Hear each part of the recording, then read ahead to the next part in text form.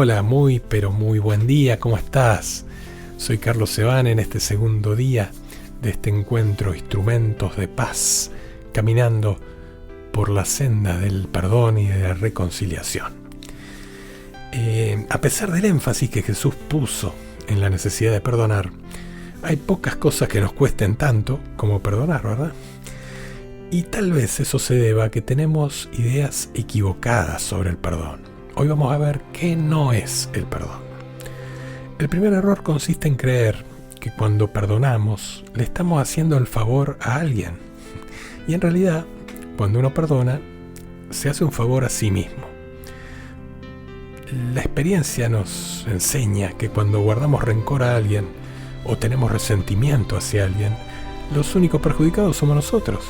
Somos los únicos que sufrimos, los que nos causamos daño, los que por ahí pasamos una noche sin dormir, dándole vueltas a cosas en nuestra mente.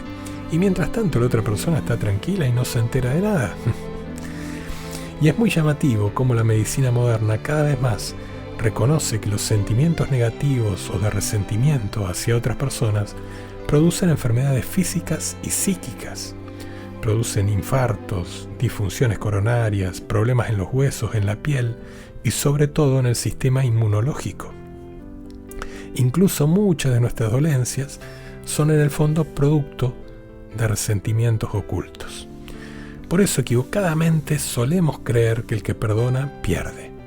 En realidad el que perdona gana, porque perdonar es quitarse uno mismo una espina dolorosa que es capaz de envenenarte.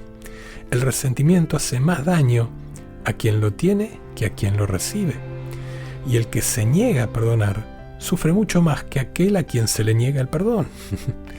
Porque cuando uno tiene resentimiento o rencor contra alguien, pasa a depender de él. Y aunque no quieras, te atas a esa persona. Quedas sujeto o sujeta a la tortura de su recuerdo, al suplicio de su presencia. Le das poder para perturbar tu sueño, tu digestión, tu salud. En cambio, cuando perdonás, rompes los lazos que te atan a esa persona. Te liberás, dejas de padecer. Por eso cuando Jesús pidió que perdonemos a los demás, no lo dijo pensando en los demás. Lo dijo pensando en nosotros, en ti y en mí. Porque dentro del proyecto de Jesús está que sus seguidores sean gente sana, que pueda vivir la vida con plenitud. Él dijo, yo he venido para que tengan vida y vida en abundancia. La segunda idea errónea que tenemos sobre el perdón es creer que perdonar significa justificar. Que si perdonas a alguien de algún modo es porque minimizás lo que hizo. No, es una manera de decir aquí no ha pasado nada. Y no es así. Porque a veces es muy serio lo que ha pasado. Pero si a pesar de ello perdonas, no es porque cerrás los ojos ante la evidencia de los hechos ni porque te resulta indiferente el mal que te han hecho. Cuando uno perdona, reconoce que el otro obró mal, que cometió un hecho grave, pero aún así decide perdonarlo para preservar su propia salud y su bienestar interior. Perdonar siempre las ofensas y los insultos no es minimizar la diferencia entre el bien y el mal, ni convertirse en cómplice del que actúa mal, sino asumir una actitud de vida que produce a la larga efectos saludables. La tercera idea errónea que tenemos sobre el perdón es creer que perdonar implica olvidar. Y no es así. Jesús nunca pidió que olvidemos las ofensas recibidas. Y esto es por una razón muy sencilla. El olvidar o no algo depende de la memoria que uno tenga. Y la memoria es una facultad que no depende de la voluntad. La misma experiencia nos muestra que muchas veces queremos recordar algo y no podemos. Y otras veces quisiéramos olvidar ciertas cosas y tampoco podemos. Por lo tanto, si alguien tiene buena memoria, aunque no quiera, va a recordar durante mucho tiempo las cosas que pasaron. Por eso no es posible imponer el olvido a voluntad. Pero el hecho de que uno no olvide no significa que no perdone, porque uno puede recordar espontáneamente los recuerdos más dolorosos y dañinos y no por eso sufrir el desgaste interior propio de quien guarda el rencor.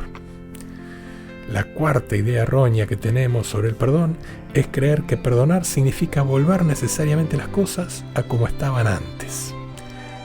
Es decir, que si uno perdonó a un amigo, debe devolverle la amistad. Que si uno perdonó a alguien que te estafó, debes devolverle la confianza. Que si uno perdonó a un ser querido, debe volver a sentir cariño por él. Y esto no es así. No siempre se puede devolver toda la confianza a aquel que nos defraudó, aun cuando lo perdonemos. No siempre se puede volver a sentir aprecio por aquel que nos ofendió, ni reanudar la amistad con alguien que nos ha fallado. Es más, a veces es una imprudencia restituir la confianza a alguien que ya nos ha engañado. Pero a pesar de todo, sí lo podemos perdonar. Por eso el perdón no implica reponer sentimientos ni afectos. Esto nunca lo ordenó Jesús. Tampoco el perdón me impide que yo reclame la restitución de los derechos que me han sacado, o la reparación de la injusticia que me he cometido, o el castigo que se merece aquel que me ha dañado, siempre que yo no busque en ello la venganza personal, sino la justicia. Y un quinto y último error acerca del perdón consiste en creer que para perdonar a alguien tengo que esperar a que él se arrepienta y me pida perdón. Pero esto tampoco es así, porque si así fuera, nuestra posibilidad de perdonar y por ende de sanarnos por adentro estaría condicionada por nuestro ofensor. Dependería de que él quiera darnos la oportunidad de que lo perdonemos, viniendo a pedirnos perdón. Pero el perdón, según Jesús, no está condicionado a nada. Por eso cuando Pedro le preguntó cuántas veces tengo que perdonar a mi hermano las ofensas que me haga, el Señor no añadió siempre y cuando él te pida perdón, o siempre y cuando él se muestre arrepentido. No, se perdona y listo. Ahora, si perdonar no es favorecer al ofensor, ni justificar su conducta, ni olvidar su agravio, ni restaurar su amistad, ni esperar sus disculpas, ¿en qué consiste el perdón? Ante todo, es una decisión. Cada uno la puede tomar o no, pero es algo independiente del sentimiento. Se puede perdonar aunque uno no lo sienta. Es algo independiente incluso de lo que haga el otro. Aun cuando el otro no pida disculpas ni se arrepienta, se puede perdonar. El perdón no está subordinado a nada, ni depende de que el otro cumpla ciertos requisitos. Uno perdona porque quiere hacerlo. En segundo lugar, es una decisión personal. No es necesario hablar con el que me ofendió, porque podría ocurrir que no quiera escucharme, o que se encuentre lejos, o que haya fallecido, y entonces no podría perdonarlo. El perdón es algo que cada uno realiza en su interior mediante un diálogo con el Señor.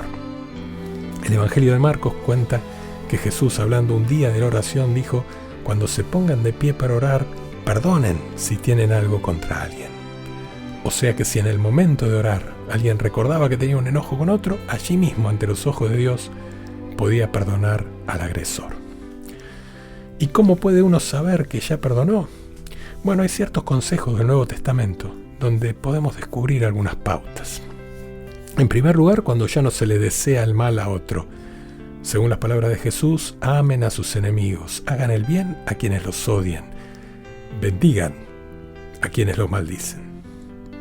En segundo lugar, cuando se renunció a la venganza. Tal como enseña San Pablo, no devuelvan a nadie el mal por mal, no se vengan de nadie. Y el tercero, cuando uno es capaz de ayudar a su ofensor, si lo ve pasar necesidad. También lo dice San Pablo: si tu enemigo tiene hambre, dale de comer, si tiene sed, dale de beber. Haciendo esto, amontonarás carbones encendidos sobre su cabeza. Estas pueden ser 3 señales de que ya has perdonado. Perdonar es soltar de la mano esa brasa encendida que alguna vez, en algún momento de la vida, agarramos y que nos lastima, que nos quita las ganas de vivir. En cambio, la falta de perdón es capaz de enfermarnos, de envenenarnos y de volvernos malos. Por eso es muy acertado el consejo de San Agustín, que dice que si un hombre malo te ofende, perdónalo, para que no haya 2 hombres malos. El versículo en el que vamos a trabajar hoy es Lucas 6:37, capítulo 6, versículo 37. No juzguen y no serán juzgados. No condenen y no serán condenados. Perdonen y serán perdonados. Te voy a pedir que lo escribas en tu cuaderno, que lo leas en oración y que veas qué dice la palabra. Como segundo paso, pregúntate qué te dice a ti esa palabra hoy. Y escribe lo que sientas que el Señor te habla a través de esa palabra. Y por último, que escribas qué acción o acciones podés llevar adelante en base a la palabra. Y así vamos a ir preparando este camino de reconciliación. Hasta mañana. Preparen el camino, ya llega el Señor y su Espíritu Santo cambiará nuestro interior. Preparen el camino, ya llega el Señor y su Espíritu Santo cambiará nuestro interior. Una voz en el desierto se escuchó: